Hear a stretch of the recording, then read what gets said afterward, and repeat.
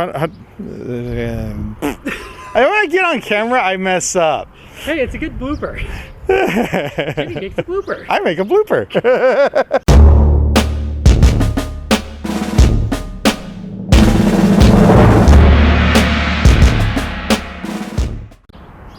Okay, so here we are somewhere hot in California with my good buddy Jimmy Shaw Tidbits. So, Jimmy, what the heck are we doing today? Today we are going to sandblast your, what is this, a gate? It's a doodad for the garage door. Okay, so we're going to sandblast that, and I'll go ahead and throw a coat of primer on it for you so it doesn't rust up while you're down in SoCal.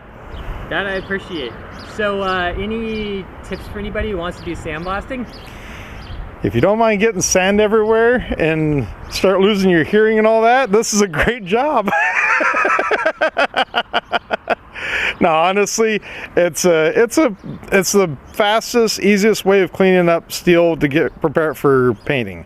As you can see, all new steel has a what's called meal scale, and what is just an oxidized layer of iron is when the oxygen first hits it, whenever it comes out from the extruder, however they bring it out, and it builds up that layer on there, and if you don't take that off, it's going to pop loose. Like right here, you can see where some of it start popping, same way over here.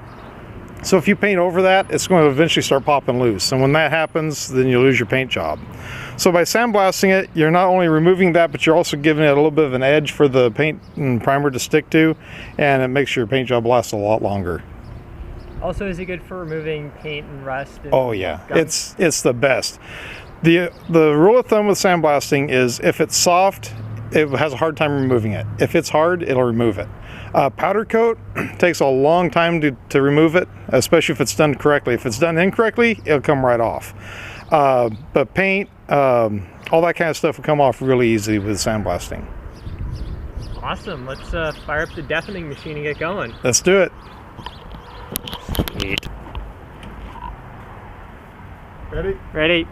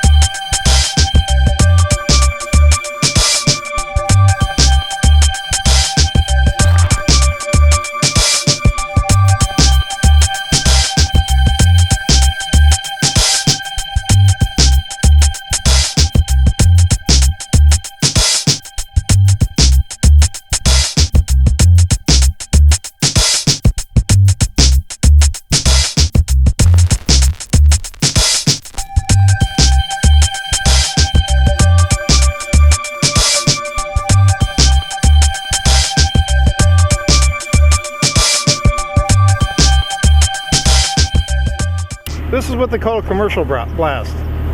That brings it clean enough to where you can paint over that no problem at all. This over here is what they call white metal. Now that, of course, will accept any kind of material that you want to spray on it, but the other thing about this is if you wanted to rust it, that's the level you'd want to take it down to so it rusts uniformly. Good to know. You can take the mic again and switch to that. It's rolling. Okay, so there you have it. That took what? Maybe about 6-7 minutes probably in sandblasting all total? Nah, we'll just say 10. Let's say 10 minutes all total to do this. And sandblasting isn't exactly the cheapest option, but at the same time it's the fastest.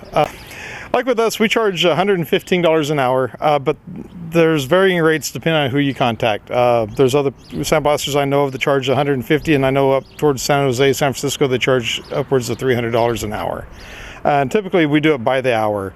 And as you can see, it cleans it up pretty fast, and it all depends on how clean you want it. If you want white metal, it's going to take longer. If you want it where it's just a commercial blast, it takes a lot less time.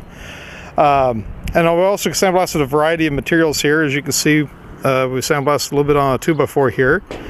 And this was done kind of a medium blast, and that was a heavy blast. So if you want to weather a 2x4, that's the fastest way in the world to do it. This is a piece of glass, and I was saying earlier that something soft won't penetrate to something soft as much. There's a piece of two pieces of duct tape. It's 2 layers. The backside looks perfectly fine, but as you can see, the outer layer started getting messed up, but it was enough to protect that side of the glass from the part that got sandblasted, or frosted in this case. And then of course we sandblasted that old piece of metal over there, and they cleaned it right up. That thing was one rusty hunk. Yeah, it was. And just the same way with like a well pipe and stuff like that, it'll clean that stuff up, no problem at all too. Cool, well let's hop on to priming then. Okay, my friend. This is an old can of primer I've got. It's still good, but I need to use it up anyway. Fair enough. The reducer is only 10%.